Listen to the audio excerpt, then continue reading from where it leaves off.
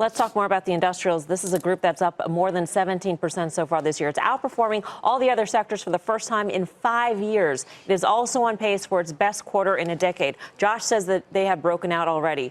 What can you still buy here? Well, a lot. And he also said there's, I think this is what I heard you say, Josh, there are opportunities in there. I mentioned Caterpillar earlier. Look, it hit a low of about 122 for the year, this year that is, after its earnings. It's up about 134, 135 right now. I think you can still buy that. People are going to say, well, what if the China deal goes off the rails? Yeah, if the China deal goes off the rails, this stock goes down. I'm not investing for that. I have to invest for rational outcomes by rational players. And the rational outcome is that you get a China deal of some sort. I'm not saying it's the greatest thing out there. For people who are willing to look a little further afield, maybe in smaller cap names, I like Greenbrier. Ticker is GBX. This is a rail car manufacturer, and whatever's been going on with CapEx and trade issues, these guys have just been knocking the cover off the ball quarter after quarter. They're getting a lot of rail car orders. They're building them. They're making a nice profit. They're cleaning up their balance sheet. So there's two examples of things that you can find within the industrial space that still have room to run. Is that U.S.-focused, Greenbrier? Or they do have international operations in Europe, also in South America, but I look at them more as a U.S. operation.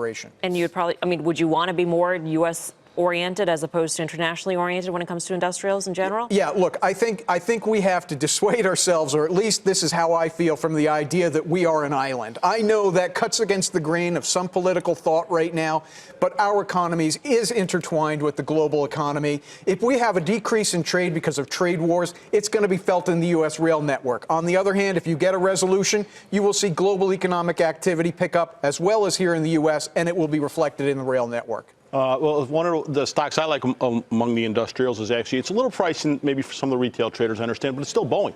This is a company that still continues to get great orders. They're replacing out their 787 fleet with some things that are lighter and more flexible. And what I really like is in October, they acquired XLKI, a company that's a parts company. They're trying to expand beyond just manufacturing planes to be more full service. They're looking at some other parts type companies and service type companies. So they're not standing still. And I think that's what I really like about them. And now, global slowdown, could it affect them?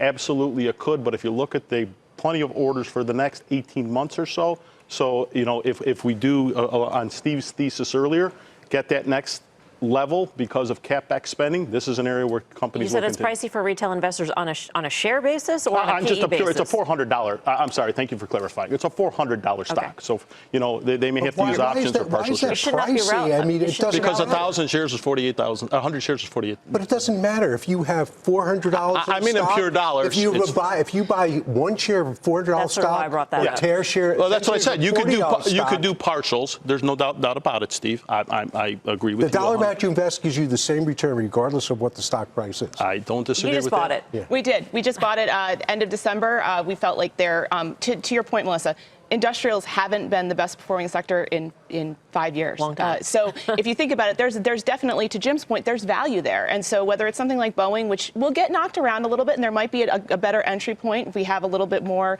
uncertainty around the China deal, areas like defense, areas that are domestically focused, like United Rentals, which we also have owned for a while, and we're happy to see that start to have a turnaround over the course of the last year or so. But I think those are areas within industrials that you can find opportunities and haven't participated in this rally to the extent that other sectors have. I've just got to chime in on this. The defense sector has gotten very cheap. And you look at things like Huntington Ingalls, which is a ship manufacturer. We're going to build a much bigger Navy.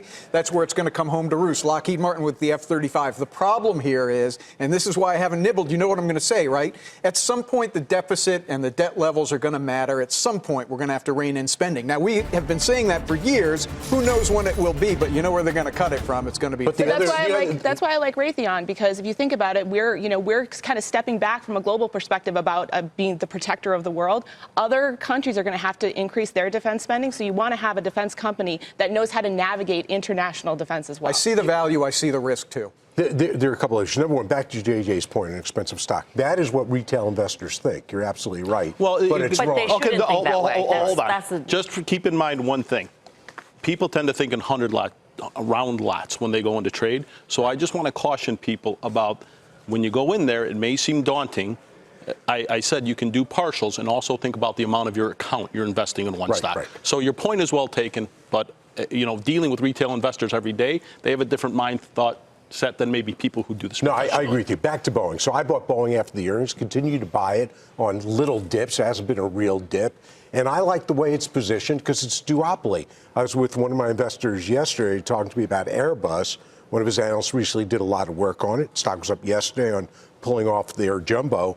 So I think you got to look at that one as well. I'm going to start doing work. On defense, I agree. I like the space. However, my concerns are... We are in a national emergency. I don't know if you heard this. We're in a big one. It's a thing that many people are saying.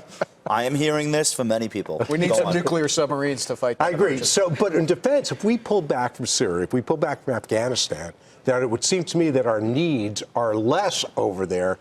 And plus you have the deficit, $22 trillion, which is bigly, Look, it's right? not going to matter until it matters. And I can't tell you, and you can't tell me when that's going to be. I like playing through Boeing is my point because it's half defense, half commercial aerospace. So I think that's a good way to do it. It's got plenty of upside left to it. If we're worried about a recession and we think about input prices rising, I'd rather buy defense stocks right now than go all in on consumer staples. So that's how I'm positioning it. And I don't like Defense is industrials much more here. defensive than staples. I think right now it is, yeah. The problem with industrials, and I own CAT, and I bought it well, one of the few, but I just think that if you're looking at a slowdown, industrials just aren't going to do well now. You'll get another opportunity. The put down of your colleagues, which comes out so easily, you almost miss it.